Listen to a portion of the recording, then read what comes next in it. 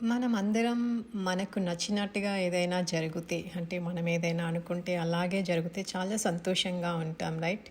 కానీ మనకు నచ్చనట్టుగా ఏదైనా జరిగితే అంటే మనం నచ్చింది అది జరగకపోతే అంటే ఎలా ఎగ్జాంపుల్గా తీసుకుంటే మనం అనుకున్నట్టుగా బిహేవ్ చేయకపోయినా, ఒక సిచ్యువేషన్ మనం ఊహించినట్టుగా జరగకపోయినా, మనం ఏదైనా మన ప్లాన్ ప్రకారం జరగకపోయినా మనలో వెంటనే ఒక రియాక్షన్ మొదలవుతుంది, రైట్? ఎలాంటి రియాక్షన్స్ అంటే కోపం, బాధ, నిరాశ. కొన్నిసార్లు ఆ సిచ్యువేషన్ గురించి మళ్ళీ మళ్ళీ ఆలోచిస్తూ మనమే మనసులో భారంగా చేసుకుంటాం. అయితే ఇక్కడ ఒక ప్రశ్న వేసుకుంటే మనము బయట జరిగిన విషయం ఒకటి, దానికి నేను లోపల ఇచ్చే రియాక్షన్ ఇంకొకటి కదా. మనకు నచ్చినట్టుగా మనం మాత్రమే ఉండగలం కదా, కానీ మన చుట్టూ ఉన్న ప్రతి వ్యక్తి మనకు నచ్చినట్టుగా ఉండాలని ఆశించడం ఎంతవరకు సాధ్యమవుతుంది?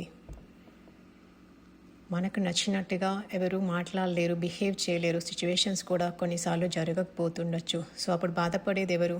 చాలాసార్లు మనమే కదా. సో అలా మనకు నచ్చనిది జరిగినప్పుడు వెంటనే దాన్ని మార్చడానికి ప్రయత్నించే ముందు మొదట మనలో ఏం జరుగుతుందో గమనించడం నేర్చుకోవచ్చు. ఒకసారి ఆలోచిద్దాం. నాకు కోపం ఎందుకు వచ్చింది, బాధ ఎందుకు కలిగింది, నేనేం ఎక్స్పెక్ట్ చేశాను అని మనల్ని మనం ప్రశ్నించుకోవచ్చు. ఇక్కడ అబ్జర్వ్ చేయడం అంటే ఏమీ చేయకుండా ఉండడం అని కాదు.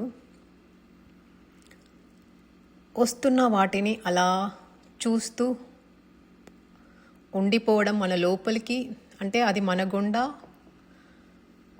మనం చూస్తున్న విషయం ఏదైతే ఉంటుందో అది మన గుండా వెళ్ళిపోవడం అన్నమాట. మనం ఆ సంఘటన మన మనసులో మళ్ళీ మళ్ళీ తీసుకెళ్ళి మన శాంతిని కూడా దానితో పాటు తీసుకెళ్ళవలసిన అవసరం లేదు కదా. ఇక్కడ ఇలా అబ్జర్వ్ చేయడం మనకు ఎంతగానో ఉపయోగపడుతుంది.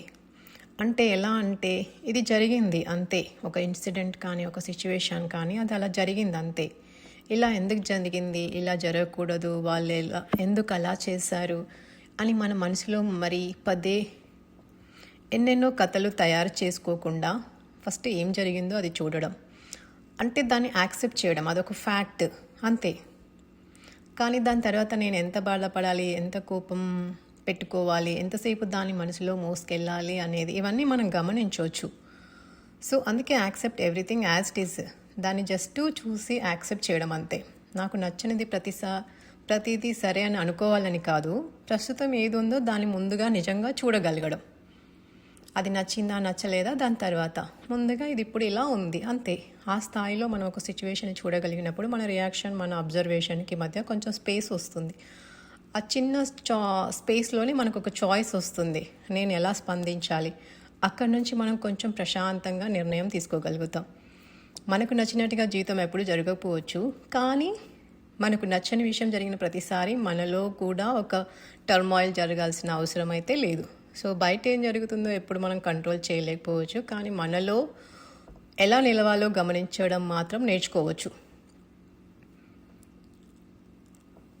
జీవితం ఎలా వస్తుందో దాన్ని గమనిస్తూ దాని మధ్యలో మనలో మనం ఎలా ఉండాలో నేర్చుకోవడం. ఇది నేర్చుకుంటే మనకి చాలా అద్భుతంగా జీవితాన్ని లీడ్ చేయొచ్చు.